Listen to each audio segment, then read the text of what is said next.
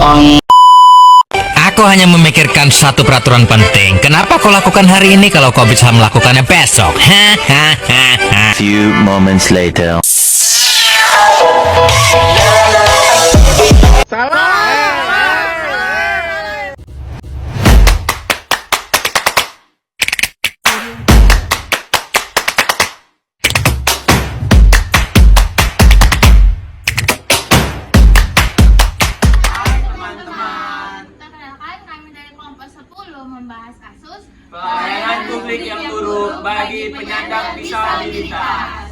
Check it out. Manusia paling menyebalkan di dunia. Oh, jelas kamu mungkin aku.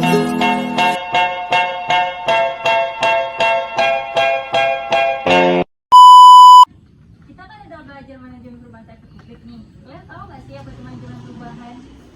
Nah, kalau menurut Brackman dan Moran di tahun 2020, manajemen perubahan itu alat, proses, dan teknik yang digunakan untuk mengelola aspek manusia terhadap perubahan untuk mencapai hasil yang diinginkan. Namun, menurut Vandervoort di tahun 2020, manajemen perubahan itu penting dalam sektor publik dan tidak bisa diabaikan. Karena perubahan diperlukan untuk menanggapi perkembangan teknologi dan informasi, seperti yang kita bahas kali ini mengenai penyandang disabilitas. Yang dibuatnya Undang-Undang Nomor 8 Tahun 2016 mengatur hak-hak penyandang disabilitas termasuk aksesibilitas pelayanan publik. Namun dalam implementasinya kurang infrastruktur yang memadai, kurangnya kesadaran masyarakat dan koordinasi antar lembaga. Jadi dibutuhkannya manajemen perubahan untuk mengubah dari kebijakan dan implementasinya. Nah, untuk teori-teorinya pasti ada dong digunakan. Apa aja sih teori yang digunakan? Ada namanya teori inovasi sesuai dengan kasus kita, yaitu tentang pelayanan publik buruk baik penyandang disabilitas, yaitu di mana teori inovasi ini menekankan perubahan inovasi kunci untuk meningkatkan kualitas pelayanan. Maka dari itu dengan adanya inovasi inovatif bisa meningkatkan kualitas pelayanan bagi disabilitas. Kalau menurut kamu bagaimana, Marlina? Terdiri dari 3 tahap. Yang pertama ada freeze atau melepas, yang kedua ada change atau berubah, dan yang ketiga ada replace atau melakukan perubahan.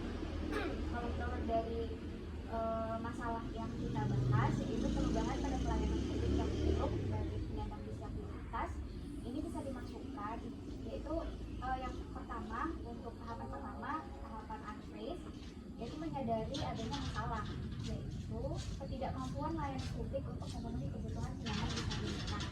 Ini bisa melibatkan perubahan pola pikir dari pegawai hingga pimpinan publik. Nah, selanjutnya ada tahapan change, yaitu menerapkan perubahan berupa pelatihan staff, menyediakan fasilitas aksesibilitas, dan meninjau kebijakan.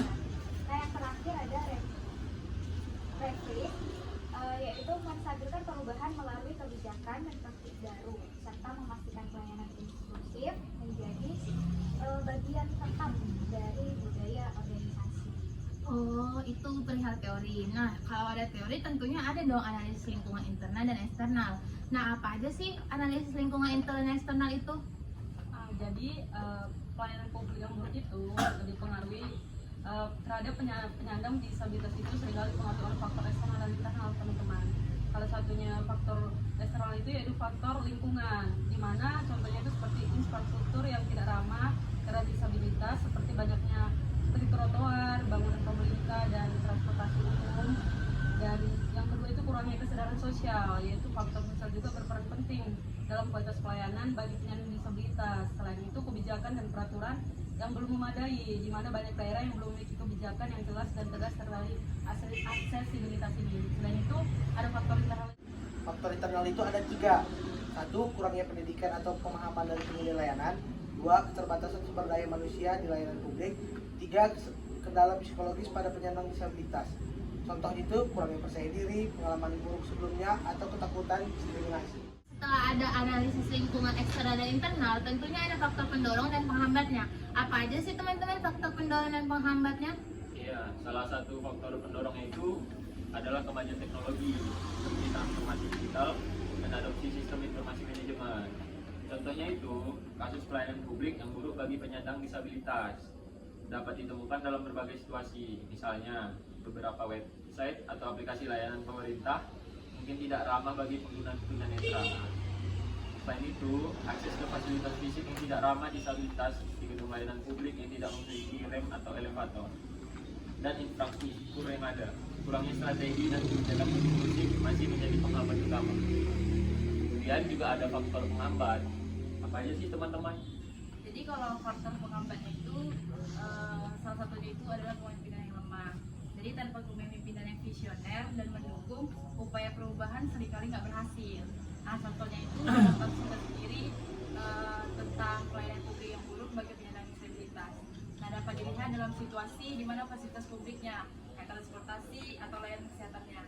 Jadi harus perlu dorongan kuat dari kepemimpinan yang visioner. Maka terciptalah perubahan.